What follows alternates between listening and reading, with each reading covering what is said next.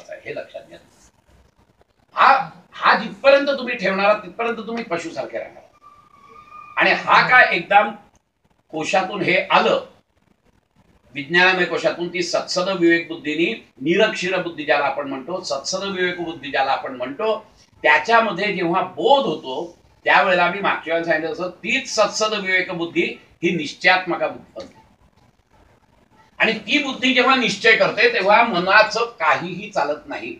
एकदा का बुद्धीच्या स्तरावर निश्चय झाला की निश्चयात्मक बुद्धीने सांगितलं की no, I am not going to drink now because this is harmful to me. हा मला बोध झालाय, दिस इज द रिअलायझेशन. एकदा का ते रिअलायझेशन झालं ना की त्याच्या मनोमय कोशामध्ये त्याचे तरंगच उठत नाही. आणि याच्यासाठी मी उदाहरण दिलं होतं, आई आणि मुलगा भुकेलेला असतो, कळलं की नाही. मुलगा जेवतो, आईचं शरीर बंड नाही करून उठत, आपोआपच शांत होतं. हे ती काय प्रिटेंड नाही करत की आता मी ना मुलासाठी त्याग केला, अजिबात नाही. तिला खरंच नाही भूक लागत, मुलगा जेवला ना बस मी खुश आहे. तसंच एकदा विज्ञानमय कोशामध्ये तुमचा हे झाला की तुम्हाला ह्या भावनाच येत नाही, कारण त्याच्यामध्ये हे आलेलं आहे, विज्ञानमय कोशामध्ये साक्षात्कार ज्याला आपण रिअलायझेशन म्हणतो, ते रिअलायझेशन आलेलं आहे की मला याची गरज नाही. हे रिअलायझेशन येणं खूप महत्वाचं आहे, पण त्याच्यासाठी अनालिसिस करणं महत्वाचं आहे. मग त्या चोरांनी किंवा त्या दारुड्यांनी जिथपर्यंत अनालिसिस करत नाही तिथपर्यंत तो आहाराच्याच अधीन होणार आहे. पण एकदा का त्याला कोणी भेटला काउन्सिलर आणि त्यांनी काउन्सिलिंग केलं, त्यांनी हळूहळू आपला विज्ञानमय कोश जो असा मृतावस्थेत होता तो हळूहळू त्याला दुगदुगी यायला लागली, हळूहळू त्याचं हे झालं की मग तो काही काही वेळेला विचार करतो. मग तो एकदम जो पशु असतो ना तो थोडासा विचार करतो, बापरे आता माझ्या खिशात पैसे नाही, आज नको जायला दारू प्यायला. त्याच्या आधी कसं होतं, मोहून टाकलेलं असतं त्यांनी, तो घरातून पैसे चोरून दारू पी. पण नंतर तो हळूहळू हा विचार करतो, मग नंतर म्हणतो की कशाला दारू प्यायची, यांनी लिव्हर खराब होते, का जायचं. सी विज्ञानमय कोश आपला हे दाखवायला लागला, हे इज नॉट प्रिटेंडिंग. पण नाव विज्ञानमय कोश says that no this is wrong. तर त्याला दारूची ही पण होत नाही, नको मला, आम्ही आनंदात आहे. विज्ञानमय कोशाचं अनालिसिस करण्याचा जो पॉवर आहे, how to do that analysis. प्रत्येक जण म्हणतो अनालिसिस करायचं कसं. It's very simple. Just be aware of the situation and accept the situation, that's it. Accept the situation म्हणजे काय की something is going to happen or something is happening or something is going to happen, not the way which I want. ही situation आहे. whether you accept it or don't accept it, the movement is definitely going to come. कळलं की नाही. मला जशी पाहिजे तशी situation नाही येत आहे, ही काळ्या दगडावरची रेष आहे, ही सिच्युएशन आहे. Now you have two options, either to accept that situation or don't accept it. कळलं की नाही. सिंपल आहे. But if my analysis goes very rightly की मी ऍक्सेप्ट नाही केली तर देखील ती येणारच आहे माझ्यासमोर, कळलं की नाही, की जी मला आवडत नाही अशी गोष्ट होणार आहे. Whether I accept or don't accept, it doesn't make any difference for that thing to happen. But if you don't accept that situation then अँगर विल डेव्हलप. असं कसं झालं, मला आवडत नाही तर देखील असं कसं झालं. But the situation is coming there, you analyse it. तू कर किंवा ना कर, तू रागावलास तरी सिच्युएशन येणार आहे, तू नाही रागवलास तरी सिच्युएशन येणार आहे. It is only acceptance. If you accept the situation, then that anger will get converted into tolerance, which is a positive emotion. Whereas anger is a negative emotion, which will disturb your pranamaya kosha and indirectly disturb your annamaya kosha. Just acceptance will solve your many problems. What do you mean by fear? Fear is nothing but to face the uncertainty. Something is going to happen in my life or something is about to happen, I don't know. That is uncertain. I don't know actually what is going to happen. Now the situation is there, whether to accept it or not, that thing is definitely going to come which is uncertain. You don't know actually. So to face that uncertainty, develop the fear in me. Because I am not ready to accept that situation. When I am not ready to accept that situation, definitely the fear will develop in me, which is a negative emotion. But now we go in demand. आता मी ट्रेकिंगला जातो, गेली 25 वर्ष ही आहे, ही मागच्या वर्षीपासून आली आहे. दे आर ऑल्सो, ह्या ट्रेकिंगचं नाही म्हणते आपण, मजा मारायला जातो, परंतु जे प्युअर आम्ही हायकर्स म्हणून जातो त्यावेळेला we go to Himalaya, they are also we face the uncertainty. River राफ्टिंगला यांना विचारा, गेल्या त्या रिव्हर राफ्टिंग तसंच झालं. See when you go for river rafting there also you are going to face the uncertainty. कळलं की नाही, ही अनसर्टन्टी आहेच तिथे, but we have accepted that situation. You know, okay, I am going to accept it. So that fear gets converted into an adventure. And that is a positive emotion. This is something which is acceptance will change all these negative emotions to positive emotions. If I don't accept the uncertainty, which is definitely going to come, it is not going to change with your emotions. It is definitely going to come, and if you accept it, then it will become an adventure. If you don't accept it, it will become a fear, which is a negative emotion. The positive emotion is adventure. What is jealousy? Again, the same thing. Somebody has got something which you do not have, or somebody is producing something good which you cannot produce. You are unable to produce. This is the situation. Whether you accept it or not. तो तुमच्या वर बसलेलाच आहे, तुझ्यापेक्षा तो वर पोचलेला आहे, त्याच्याकडे जास्त हे आहे. This is the situation, you cannot change it. Now, I have got option whether to accept it or not accept it. If I don't accept, the jealousy will start running in my blood. I will start with jealousy. कसं काय तो असं करतो, आणि मग काहीतरी मी काढतो. क्रोध आणि हे याच्यावर खूप सुंदर हे क्रोधाचेच प्रकार मद आणि मत्सर आहेत. मी एका प्रवचनात दिलेलं आहे. क्रोध आहेच. आता क्रोध जेव्हा जागृत होण्याची ताकद असते की नाही, ती क्रोध अभिव्यक्त करण्याची ज्याच्यात ताकद असते ना, तो मदनमत्त होऊन तो क्रोध व्यक्त करत असतो. त्यावेळेला तो मदामध्ये रूपांतर होतो. आणि ज्या वेळेला तोच क्रोध मला फाईट करण्याची माझी ताकद नसते, त्यावेळेला तो क्रोध आतमध्ये धुमसतो आणि तो असूयेच्या रूपाने बाहेर पडतो. क्रोधाचाच प्रकार आहे असूया, हे लक्षात घ्या. So now this situation is here that he has produced much more than me, or he has got something which I don't have, and this is the situation which you cannot change. This is the fact. Now to accept it, whether to accept it or not, it is in your hand. If you don't accept it, definitely the jealousy will come up. But if you accept it, then definitely there is something which is positive. की मला त्याच्यात विश्वास निर्माण होतो की एक दिवस मी पण तसा होणार आहे, which is a positive emotion. Correct नाही, इट इज अप्रिसिएशन. हे मला कळतंय, मला त्याच्यातून आदर्श मिळतो की I accept the situation. Yes, he is at the top.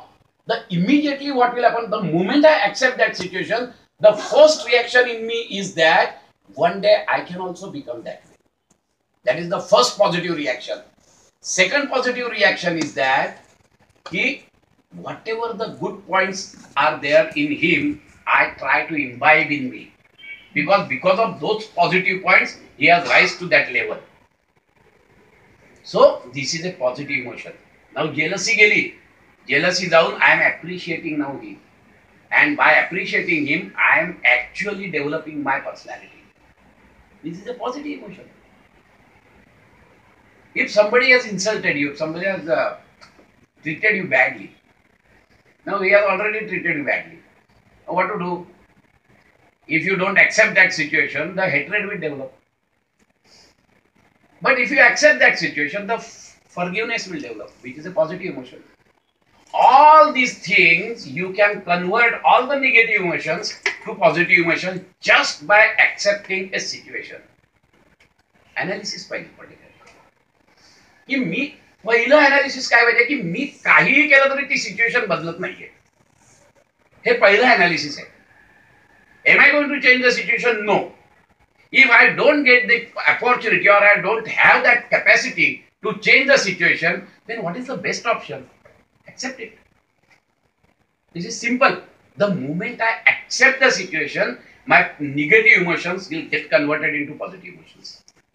That is the real thing which is at विज्ञानमय कोश. हे कसं करायचं? परत दुसरा विज्ञानमय कोश. हे जमणार कसं? मग याच्यासाठी आम्हाला तुकाराम महाराजांनी सांगितलंय, ठेविले अनंत तैसे की राहावे, किती असू द्यावे समाधान. ठेविले अनंत, आता अनंतेचा अर्थ वेगळा आहे. लोक अनंत म्हणजे त्या भगवंतांनी ठेवलाय असं म्हणतात, विच इज नॉट करेक्ट. ठेविले अनंत म्हणजे अनंत जन्माच्या माझ्या कर्माने आजची माझी जी सिच्युएशन आहे ती सिच्युएशन मी ऍक्सेप्ट केलीच पाहिजे, कारण ते माझंच कर्तृत्व आहे. आज माझ्या समोर जे समोर उभं आहे सिच्युएशन, ही कोणीही उभी नाही केलेली, हे माझंच कर्माचं आहे. ठेविले अनंत, अनंत जन्मांचं जे आहे त्यातली जी काही पक्व झालेली कर्म आहेत ना, ती पक्व झालेली कर्म या जन्मात मला भोगायची आहेत. तर तूच तुझा आहेस शिल्पकार. हा जेव्हा कर्म सिद्धांत तुम्ही वाचता, त्याच्यावर अनालिसिस करता, त्याचं विश्लेषण करता आणि अंगात मुरवता, त्यावेळेला तुकाराम महाराज सांगतात ते कळतं. तुकाराम महाराज काय सांगतायत, ठेविले अनंते तैसे की राहावे, चित्ती असू द्या. कारण की कोणाला दोष देऊ मी? जे सिच्युएशन आहे, मी गरीब आई बापांच्या पोटी जन्माला आलोय, कोणाला दोष द्यायचा? आई बापांना द्यायचा? अरे तुझा तो जो सूक्ष्म देह बाहेर होता ना, त्याच्यात ज्या वासना होत्या ना, त्या वासनांमुळे तू खेचला गेलास त्या आई बापांच्या इथे. ते सुद्धा तुझे आई बाप तू निवडलेस, आई बापांनी तुला नाही निवडलं, हे लक्षात घ्या. हा जिथपर्यंत तुमच्या तो कर्मसिद्धांत आतमध्ये मुरत नाही तिथपर्यंत तुम्हाला या गोष्टी सहजासहजी शक्य होत नाही. आणि मग परत आम्ही ह्याच्या हिंदोळ्यावर राहतो, भावनेच्या. आणि भावनेच्या हिंदोळ्यावरच जर का जीवन जगायचं असेल तर हे कंटिन्युअस प्रोसेस चालूच राहणार आहे. मनोमय कोश डिस्टर्ब होणार, प्राणमय कोश डिस्टर्ब होणार, अन्नमय कोशावर तो दिसणार, चालूच राहणार. मग परत थोड्या वेळासाठी आम्ही ते सगळ्यांवर ऑपरेशन केलं की थोडे दिवस शांत, एखाद 2 आठवडे शांत, की परत कोणीतरी पुढे आला की आमचा राग बीग उफाळून येईल आणि परत हे चक्र चालूच ना. उपयोग आहे का काही त्याचा? त्याचा काहीच उपयोग नाही ना. उपयोग केव्हा होईल? जेव्हा तुम्हाला तो नंतर रागच येणार नाही. मग तो केव्हा येणार नाही? जेव्हा तुमचा अनालिसिस असेल की नक्की रागाचं हे काय आहे.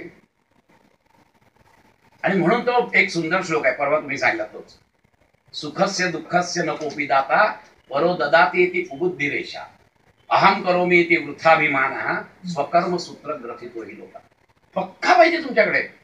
सुखस्य दुःखस्य नको. मी चांगल्या घरात जन्माला आलो हे देखील कोणाचं आहे? कोणी नाहीये दाता. माझ्या आईबापांनी नाही मला बोलवलेलं, माझी पूर्वीची चांगली कर्म आहेत, त्याच्यामुळे मी आलोय. काही वाईट असेल तर ते देखील माझीच कर्म आहेत. मी गरीब घरात जन्माला आलो, मी दारुड्या आईबापांच्या पोटी जन्माला आलो, माझंच आहे कर्म ते पूर्वजन्मीचं. सुखस्य दुःखस्य नको दाता. पण आम्ही तसं करत नाही, कारण आम्ही भावनेच्या याच्यात असतो ना. We are strongly attach with our likes and dislikes. आणि आपल्याला असं वाटतं की यस, माझ्या लाईक्स आणि डिसलाईक्स ज्या आहेत, आवडी निवडी, ह्याच खऱ्या. अरे पण तुला एखादी गोष्ट जर आवडेल तर दुसऱ्याला आवडत नाही ना. हा तर साधा विचार कर की नाही. आपल्याला वाटतं की हे त्रिकालाबाधित सत्य आहे, की माझी जी आवड आहे त्रिकालाबाधित सत्य, ही आवडलीच पाहिजे सगळ्यांना. असं नसतं ना. मला गोड आवडतं, एखाद्या डायबिटीस पेशंटला कसं आवडेल ते विषय ना त्याला. पण माझी भावना असं, गोड नाही आवडत तुला, गेलं जीवनच व्यर्थ आहे तुझं. अरे व्यर्थ कशाला? तो चांगलं तिखट मीठ खातोय की चांगलं, तर खाऊ दे ना त्याला. पण आमची धारणा अशी असते, त्याचं कारण असं असतं की आमची पक्की धारणा आहे की मला जे आवडतं तेच आहे. आपण अनालिसिस करत नाही. आणि म्हणून होतं कसं की परो ददाति ती कुबुद्धिरेषा. काही जर दुःख झालं, काही जर बेकार गोष्ट घडली तर याच्यामुळे झाली, याच्यामुळे झाली, हे आपण दोषारोप करत असतो. परो ददाति, याच्यामुळे झालं. इथे कुबुद्धिरेषा ही खोटी आहे, कुबुद्धी आहे ही चांगली बुद्धी नाहीये. आणि अहम करो मी इथे वृथाभिमाना. काही चांगलं झालं काय, मी केलंय तेव्हा नाही, मग काही ह्याच्यामुळे झालं, हा विनय नाही आमच्याकडे. यानं मी केलंय. अहम करो मी इथे वृथाभिमाना आणि स्वकर्म सूत्र ग्रथितो ही लोका. सगळं जे काही समोर दिसतंय, प्रत्येक क्षण जो काही तू भोगतोयस, हा फक्त आणि फक्त तुझ्या कर्मामुळे, आणि तूच त्याचा करता करत आहेस. ह्याच्यातून तुला सुटायचंय. तर हे जर का कर्मसिद्धांत आमच्या डोक्यात शिरला तर होईल ना काहीतरी काम. आणि तो काय एकदा शिरला की दुसऱ्यावर दोषारोप करायचं कारणच नाही ना.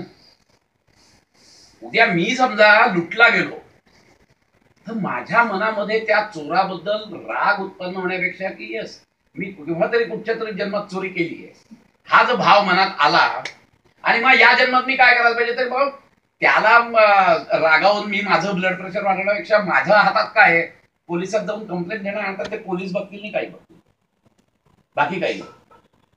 माझं काम एवढं मी केलं आणि सुटलं ना. पण मी तो राग धरून, एखाद्या माणसाने आपल्याला अपमान केलेला असतो ना, 3 वर्षांनी तो माणूस भेटल्यानंतर सुद्धा तो अपमान एवढा जपून ठेवलेला असतो मी, की तो आल्यानंतर असा उफाळून येतो माझा. त्या माणसाला कळत पण नाही हा का वैतागलाय माझ्यावर. तो विसरूनही गेलेला असतो. आपण तो कसा जपून ठेवतो, जसं की असा हिरा एक आपल्या ह्याच्यात आहे असा जपून ठेवतो आपण. 3 वर्षांवेळी आहे, त्या दिवशी तू असं बोलला होतास का, अरे केव्हा बोललो होतो, आपण भेटलो होतो का 3 वर्षापूर्वी, त्याला काहीच आठवत नाही. पण तुम्ही ते घाणेरडं सगळं विष तुमच्या हृदयात जरून ठेवलं ना, आता त्याला काय फरक पडला, तो 3 वर्ष मजाच मारतोय. पण तुम्ही मात्र त्याला अकारण प्रचंड हे दिलेलं आहे आणि तुम्ही तुमची नासाडी केलेली आहे. ठीक आहे ना, तो माणूस गेला गेला, फरक आहे. मी कधीतरी त्याचा इन्सल्ट केला असेल, हा कर्म सिद्धांत हा पक्का आतमध्ये मुरला तुमच्यानं, तर तुम्हाला कळेल की येस दिस इज समथिंग. आणि संत लोक दे वर नॉट प्रिटेंडिंग की आम्ही ना शांतच राहतो, नाही, त्यांना खरंच नाही राग यायचा.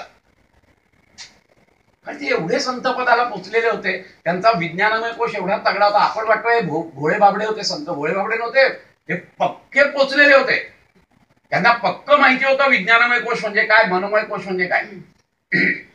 आणि म्हणून तर एवढे सगळे हार अपेक्षा करून सुद्धा त्यांना कधी लोकांबद्दल हे नाही झालेलं, राग नाही आलेला. किंबहुना एवढं सगळं कार्य करून पहिलं काय मागणं मागितलं ज्ञानेश्वरांनी, की त्या लोकांचा जे खळांची व्यंकटी सांडो तयास, ते सांगू शकले असते माझ्या निवृत्तीनाथांना गुरूंना चांगलं कर, माझ्या सोपान देवाला चांगलं कर. हा, जे खळांची व्यंकटी सांडो, पहिलं काय मागितलं तर हे जे खळ बसलेले आहेत सगळे, यांच्यातला जो वाकडेपणा आहे तो जाऊ दे, ती पहिली मागणी केली. कारण त्यांना मनापासून वाटत होतं, कारण लोककल्याणार्थ आलेली होती ही सगळी लोक, त्यामुळे त्यांना लोकांचं कल्याण. त्यामुळे ज्ञानदेवांना हे माहिती होतं की हे खळ असलं तरी यांच्यात एनर्जी सॉलिड आहे, आणि ही एनर्जी जर का चांगल्या कामाला लागली तर ते आपल्या समाजाचं भलं करतील, आज सगळ्यांचं भलं होईल. आणि म्हणून पहिली आठवण त्यांना आली आणि त्यांनी सांगितलं जे खळांची व्यंकटी सांडो, त्यांचा वाकडेपणा जाऊ दे, इतपत नाही थांबलेले. आणि साधी माणसं राहतात का, नाही, साधी नका राहू दे त्यांना, कारण त्यांच्याकडे प्रचंड पोटेन्शियल आहे. म्हणून मग पुढे त्यांनी सांगितलं जे खळांची व्यंकटी सांडो तया सत्कर्मी रती वाढव, कारण त्या माणसांकडे पोटेन्शियल आहे. ते पोटेन्शियल असल्यामुळे त्यांना सत्कर्म करू दे, नुसतं सत्कर्म नाही करू दे, तया सत्कर्मी रती वाढव, त्याच्या त्या सत्कर्म करण्यामध्ये त्यांना प्रचंड गोडी निर्माण हो. कोणीतरी आपलं पगार देतोय म्हणून काम करणं वेगळं, पण मला कामातच आनंद आहे म्हणून मी काम करतोय, हा जो फरक आहे तो फरक तो आहे. तया सत्कर्मी रती वाढव म्हटलंय त्यांनी. आणि त्यांना माहिती होतं की समाजासाठी ही लोकांकडे पोटेन्शियल आहे, फक्त एवढंच आहे ते पोटेन्शियल दुसरीकडे जात आहे. मग ते पोटेन्शियल पॉझिटिव्ह डिरेक्शनला आणण्यासाठी पहिलं मागणं हे मागितलं त्यांनी. कुठले कुठले विचार, आता हे संत काय सांगायचं यांना, हे काय लोकांना दाखवण्यासाठी म्हणत होते का, हा मी मला ना एवढं त्यांनी त्रास दिला ना, त्या देखील मी आता संत पदाला पोचलो पाहिजे, लोकांनी माझा हे केलं पाहिजे, वाहवा केली पाहिजे, म्हणून मी ना सगळ्यांसमोर सांगतो की नाही, हा यांचं चांगलं होतं, असं ते सहजपणे येत होतं त्यांच्या. तुकाराम महाराजांना काही कमी छळ झाले होते, पण त्यांना कधीच कोणाचं वाईट नाही वाटलेलं. हा जो प्रकार आहे ना, हा विज्ञानमय कोश तगडा असण्याचा प्रकार आहे, हे लक्षात घ्या तुम्ही. दे वर नॉट प्रिटेंडिंग एनिथिंग. हा विज्ञानमय कोश तगडा होण्याचा प्रकार आहे. आम्हाला पतंजली मुनींनी तेच सांगितलंय ना, मैत्री करुणा मुदिता उपेक्षाणाम सुख दुःख पुण्य अपुण्य विषयाणाम भावना चित्त प्रसादनम. आम्ही नाही करत तसं. मैत्री करुणा मुदिता उपेक्षा असते, कळलं की नाही. सुखाबद्दल एखादा दुसरा सुखी झाला तर आम्हाला मैत्रीची भावना नाही निर्माण होत त्याच्याविषयी, आम्हाला द्वेषाची भावना निर्माण होते. आणि म्हणून त्यांनी सांगितलंय की तुम्हाला जर का तुमचं चित्तप्रसादन आहे, चित्तप्रसादन म्हणजे चित्त शांत पवित्र करणं, cleansing your mind, cleansing your चित्त. कसं करणार तुम्ही, तर you develop this type of attitudes. आता मैत्री कोणाबद्दल करायची, जो सुखी आहे त्याच्याबद्दल. मग तू तो सुखी आहेस, आता तू त्याच्याशी मैत्री भावना निर्माण करायची का द्वेष भावना, हे तुझ्यावर आहे, वैर भावना. त्याला फरक नाही पडणार आहे, कारण तो सुखी आहे. हे अनालिसिस करायला पाहिजे की नको. म्हणजे अनालिसिस जर करायचं असेल तर भावनात चित्त प्रसादन, भावनात हा शब्द त्यांनी वापरलाय. भावना हा जो शब्द आहे, हा शब्द याचा अर्थ हा आयुर्वेदातला शब्द आहे. भावना म्हणजे कंटिन्युअस प्रोसेसिंग. आयुर्वेदामध्ये एखाद्या कुठच्या वनस्पतीवर कंटिन्युअस प्रोसेसिंग करून करून करून त्याच्यातून मेडिसिन तयार करायचे, विच इज ए सॉलिड एकदम मेडिसिन असायचं. तोच शब्द त्यांनी इथे वापरलाय की तुम्ही चित्तावर कंटिन्युअस आघात करा की नाही याच्याबद्दल मला चांगलं वाटावं, होईल फरक. चित्तावर तुम्ही जसं बोलाल त्याप्रमाणे चित्त वागणार आहे. आम्ही चित्तावर असं बोलतच नाही कधी. असं कसं वागतोस तू, त्याने मला इन्सल्ट केला ना, त्याच्यावर रागवायला नको काय, त्याचं मुस्काटन नको म्हणाला. आम्ही चित्तावर हे परिणाम करतो, कसं होणार मग ते? आणि म्हणून त्यांनी सांगितलं की भावना चित्त प्रसाद, ही भावनाच नाही, त्याशिवाय होणार नाही ते. आणि मग अशा प्रकारे जेव्हा तुम्ही जाता त्यावेळेला तुमचा पूर्णपणे विज्ञानमय कोश हा तगडा होतो. आणि साध्या गोष्टी घ्या, अक्षरशः डेली ह्याच्यातल्या गोष्टी घ्या तुम्ही, की तुम्ही अनालिसिस करता का कधी की what is my need, the real need, what is my potential, what I should desire and how to react and how to behave. आपण कधी केलाय पोटेन्शियल? याचा अनालिसिस केलाय, what is the need and what is the potential? याचा analysis आपण कधीच करत नाही. आम्ही वावत जातो, पब्लिक आमच्याबद्दल काय म्हणेल या ह्याच्यात. अरे पण तुझं पोटेन्शियल काय आहे, तुझी गरज आहे का तेवढी?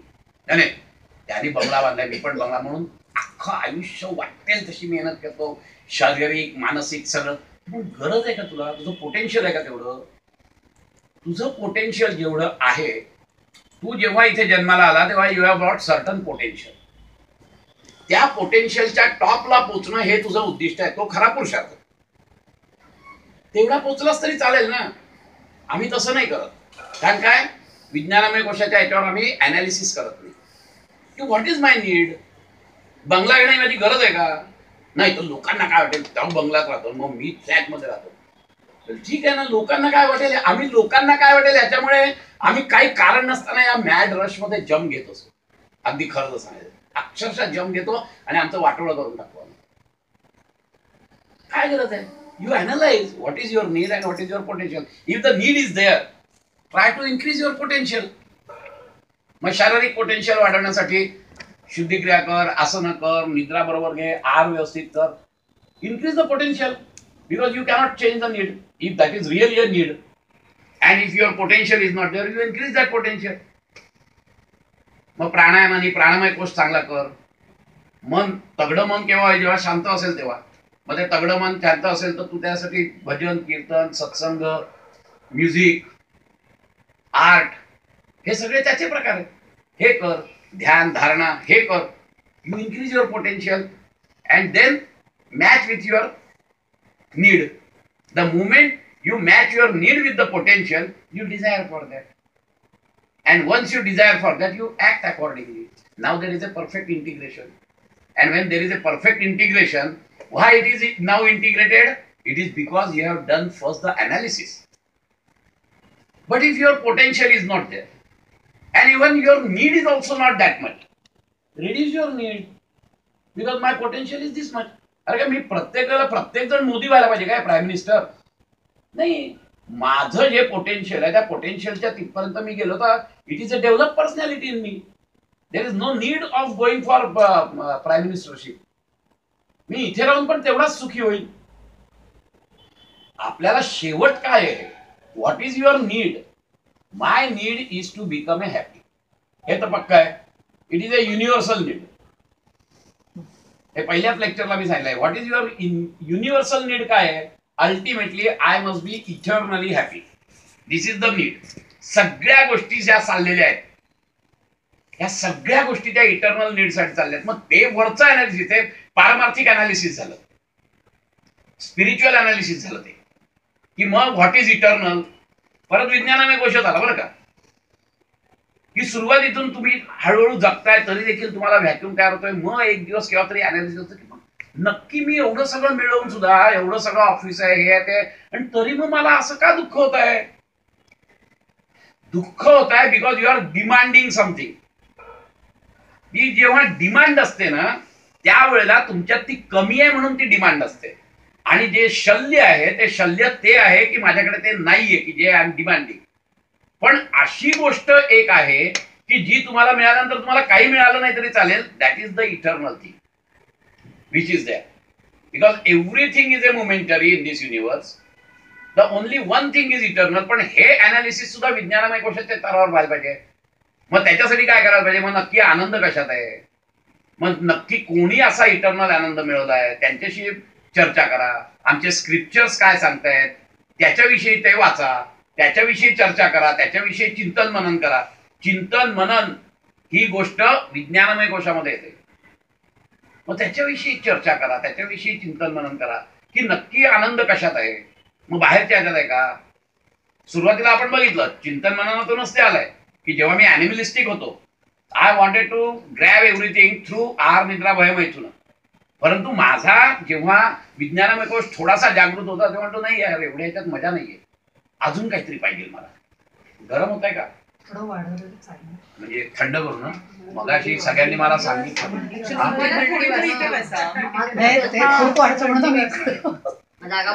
त्याच्यातून तो माणूस राजसिक याच्यात आला की नाही नाही नुसतं तेवढं नाही उपयोगाचं, तर काय पाहिजे? मग मला ह्याच्यापेक्षाही मानसिक माझा आनंद जास्त आहे. म्हणून मग तो माणूस मानसिक आनंद कशात मिळतो? तर समथिंग अचिव्हमेंट. मग तो अचिव्हमेंट काय? मग ही कीप्स द गोल. पण तो गोल जे ठेवतो ते सुद्धा वर्ल्डली गोल ठेवतो and he try to achieve that. मी मागे उदाहरण पहिल्या लेक्चरला दिलं होतं. चाळीत राहणारा माणूस 1 रूम किचन, 1 रूम मधला राहणारा माणूस 2 रूम किचन, 2 रूम मधला 3 बेडरूम किचन. चालूच राहतं हे राजगाड्या. आणि we waste all our energy to fulfilling that need which is not at all my need. समजा माझी फॅमिली फक्त मी, माझी बायको आणि एक मुलगा आहे, तर मला 2 बेडरूम खूप झालं की. पण ती नीड नाही. तर मी त्या लोक काय म्हणतील या ह्याच्यात मी अजून हाणामाऱ्या करतो आणि बंगला किंवा 4 बेडरूमचा 3 बेडरूमचा फ्लॅट घ्यायला लागतो. Which is not the analysis going on in विज्ञानमय कोश. त्यामुळे तो माणूस जो असतो तो माणूस राजसिक असतो. पहिला काय तामसिक आहे की फक्त आहार निद्रा भय मैथुन याच्यातून आनंदच लुटतोय. तोही आनंदासाठीच झटतोय. पण त्याचा इतका क्षुल्लक आणि क्षणभंगूर आनंद आहे की पोट भरलं हा आनंद झाला. लगेच 3 तासांनी परत भूक लागली त्याला, परत दुःखी झाला. झोप आली, बरं वाटलं. झोपेतून जागा झाला, परत भूक लागली. कळलं की नाही? हे सगळे इतके क्षणिक आहेत. मग मानसिक आनंद त्याच्यापेक्षा जास्त लास्टिंग आहे. पण ते सुद्धा अनालिसिसच्याच भरोश्यावर तो आला ना. आणि मग तो जेव्हा असं प्रचंड हे सगळे अचिव्हमेंट्स करतो तरी देखील जेव्हा त्याला पोकळी निर्माण होते तेव्हा कधीतरी त्याला झटका बसतो किंवा कधीतरी त्याला फटका बसतोय. तो फटका बसला की त्याचा विज्ञानमय कोश अजून वरती मोठा होतो. What the hell I am doing all this things? Am I really a happy person in spite of doing so many things? Am I really a happy person struggling for so many nonsense things? Then where is for what I am doing? मग तो विचार करतो ना, I want the eternal, कायम शाश्वत मला सुख पाहिजे. मग शाश्वत सुख पाहिजे असं जेव्हा विज्ञानमय कोशामध्ये येतं ना त्यावेळेला तो वेगळ्या पद्धतीने मग विचार करतो. मग तो म्हणतो मग कोणाला शाश्वत सुख आहे? मग कोण आहे? मग त्याला कोणीतरी भेटतो. मग तो म्हणतो अरे शाश्वत सुख तुला अशाश्वत गोष्टीतून कसं मिळेल? या सगळ्या दिसतात त्या अशाश्वत गोष्टी आहेत, त्याच्यातून तुला शाश्वत सुख कसं मिळेल? मग तो विचार करतो. विज्ञानमय कोश चालू झाला त्याचा. कळलं की नाही? Analysis, continuous analysis. भावनेच्या भरात गेलात की तुम्ही दुःखीच होणार आहात. त्यामुळे हे अनालिसिस जिथपर्यंत होत नाही तिथपर्यंत तुम्ही विज्ञानमय कोश तुमचा तगडा करू शकत नाही. त्याच्यासाठी तुम्हाला स्क्रिप्चर्स वाचली पाहिजे, तुम्हाला चर्चा केली पाहिजे, तुम्हाला कंटिन्युअस अनालिसिस आणि छोट्या छोट्या गोष्टी. आणि या सगळ्यासाठी काय लागतं तर awareness. You must be aware for each and every moment. Then only you will be able to analyse. कारण ह्याच्यात अवेअरनेस नसतो. राग द्वेष ह्याच्यात अवेअरनेस मुळीच नसतो. रागाच्या भरात आम्ही काहीही करतो, आमचंच नुकसान करून घेतो खरं सांगायचं तर. कळलं की नाही?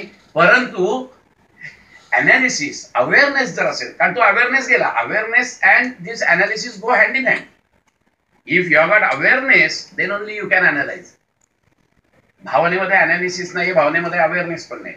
रागाच्या भरात काही करतो मी. त्यामुळे विज्ञानमय कोश आणि तो जेव्हा तगडा होतो त्यावेळेला मनोमय कोशातले हे जे तरंग असतात, उद्रेक असतात, हे ऑटोमॅटिक शांत होतात आणि कायमस्वरूपी शांत होतात. आणि ते जर का शांत झाले तर तुमचा पुढचा सगळा प्रवास संपूर्ण इंटिग्रेशन होतो.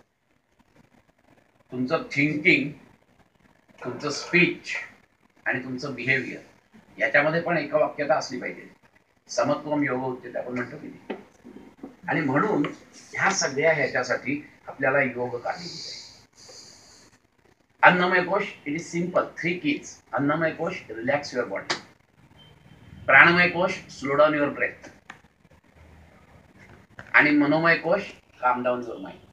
इथे जर 3 सूत्री जर का आपण लक्षात ठेवलं आणि मग कायमस्वरूपी काम डाऊन जर माइंड असेल करायचं, तुम्हाला ट्रँक्विल माइंड जर पाहिजे असेल तर ऑपरेट ऑन युअर विज्ञानमय कोश, then only. Otherwise likes and dislikes याच्यावर तुमचा मनोमय कोश केव्हा डिस्टर्ब होईल माहित नाही. 24 तास तुम्ही देवळात नाही बसणार, पण तिथेही राग येईल तुम्हाला.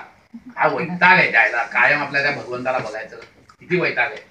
थोड्या वेळासाठी आहे, कळलं की नाही, पण नंतर नंतर वैताग येईल तुम्हाला. कारण का की तुमचा विज्ञानमय कोश तगडा नाहीये.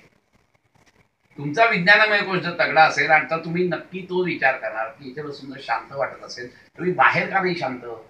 चालू अनालिसिस, सी अनालिसिस चालू व्हायला पाहिजे तुमचं, बाकी काही नाही. अनालिसिस चालू व्हायला तुम्हाला ताकद, करेज, डिटर्मिनेशन हे सगळं लागतं. If you have got that determination then definitely your विज्ञानमय कोश will start functioning very nicely. पण जर का ते नाही केलं, कारण त्यासाठी करेज लागतं, त्यासाठी ताकद लागते. चोर चोरी करतो म्हणजे काय करतो, त्याच्याकडे ताकद नाहीये तेवढी, तो भावनेच्या बळावर चोरी करतो. त्याला माहिती असतं ना, इंटेलेक्च्युअली त्याला माहिती असतं की नाही चोरी करणं वाईट आहे, हे त्याला माहिती असतं, पण तरी तो चोरी करतो. दिस इज वितर्क, दिस इज इलॉजिकल. अरे तुला माहिती आहे ना, मग का चोरी करतो. लॉजिकली काय पटतं, इलॉजिकल आहे ते. तुला माहिती आहे चोरी करणं वाईट आहे तरी तू करतो का, कारण की विज्ञानमय कोश त्याचा पूर्णपणे वीक आहे आणि मनोमय कोश हा तगडा आहे. त्यामुळे तो मनोमय कोशाच्या लहरीवर निघून जातो पुढे, तो नाही करत काहीच.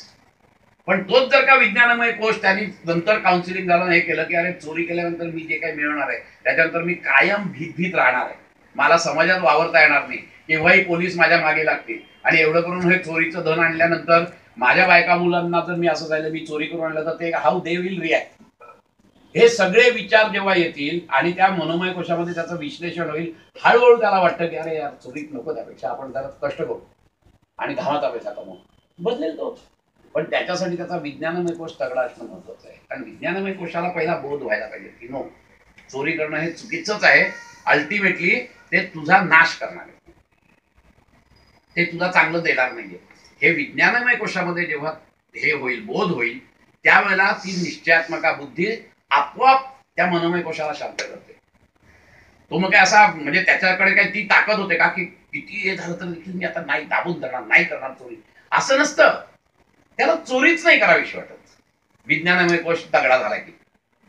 C there is a difference, suppression and sublimation, these are the 2 words. The suppression will not work, but sublimation will work, and sublimation can be done only when your Vijnanamay kosha is tagda. तिथपर्यंत नाही, it is a sublimation. The energy is there. Now you have to divert it to something else which is positive. आणि त्याच्यासाठी हा सगळा प्रकार चाललेला असतो. विज्ञानमय कोश जिथपर्यंत आमचा तगडा, आणि म्हणून रोज आपल्या याच्यामध्ये सांगितलंय तपस, स्वाध्याय, ईश्वर परिणाम, आणि हे शेवटपर्यंत नाही. क्रियायोगात सांगितलंय, हेच अष्टांग योगात सांगितलेलं आहे. तपस्वाध्याय, ईश्वर परिणाम सुटलेलं नाहीये. राईट फ्रॉम द बिगिनिंग, जेव्हा तुम्हाला पहिली इच्छा होईल, तुम्ही नॉर्मल माणसातून योगाच्या पायरीवर चढला की पहिले पतंजली मुनींनी काय सांगितलंय, बाबा रे त्या अष्टांग योगाच्या भानगडीत पडू नको, यमन यम तर बाजूलाच ठेव, तो आपलं फक्त तपस्वाध्याय, ईश्वर परिणाम या 3 वर लक्षात ठेव. हळूहळू डेव्हलप होतो. आणि मग तप म्हणजे काय, तर हेच हठयोगातली आसनं वगैरे हे सगळं तप आहे. प्राणायाम इज द बेस्ट तप आपण म्हणतोच ना. हे करतो आधी, उगी जास्त घोळात पडू नकोस, कारण सुरुवातीला आहेस ना, एकदम तुला यमन यम सांगितलं तर तू पळूनच जाशील. ते आपलं भानगड नाहीये, ते सगळं म्हातारेपणाचं लक्षण आहे, पर्यंत काही नको. नाही, तू तुला तप कर, दिवसातून काहीतरी थोडंसं वाच, स्वाध्याय कर, त्याच्यावर चिंतन मनन कर. आणि ईश्वर परिणाम म्हणजे काय की असं इगो वगैरे सरेंडर कर वगैरे असं मुळीच त्यांना सांगायचं नाहीये. आपले ते खूप सांगतात क्रियायोगामध्ये ईश्वर प्रणिधान म्हणजे चक्क तू पूजा कर. क्रिया याचा अर्थ you have to do something with your body. त्यामुळे सुरुवातीला जो साधक पहिल्यांदा झालेला आहे त्याला इगो सरेंडर कर म्हणणं अतिशय मूर्खपणाचं आहे. नाही, तू पूजा कर आपली मस्तपैकी, हळद कुंकू घे, हे वर देव धू, गंध अक्षत लाव, त्याच्यावर फुलं वाहा, तो जो देखावा, का हे सगळं करायचं की आपोआप तिथे सात्विक वातावरणाची लहरी तयार होतात. तू करतोय शरीराने ना, पण सात्विक वातावरणाच्या लहरी तुझ्या अंगावर येते. आणि मग एकदा थोडासा तयार झालास, आता स्लोली तू नंतर मग एंटर हो अष्टांग योगात. मग थोडस यमाचं नियमांचं पालन कर. मग यमा नियमामध्ये पण स्वाध्याय ईश्वर, तिथे जे ईश्वर प्रणिधान आहे ते वेगळ्या प्रकारचं आहे.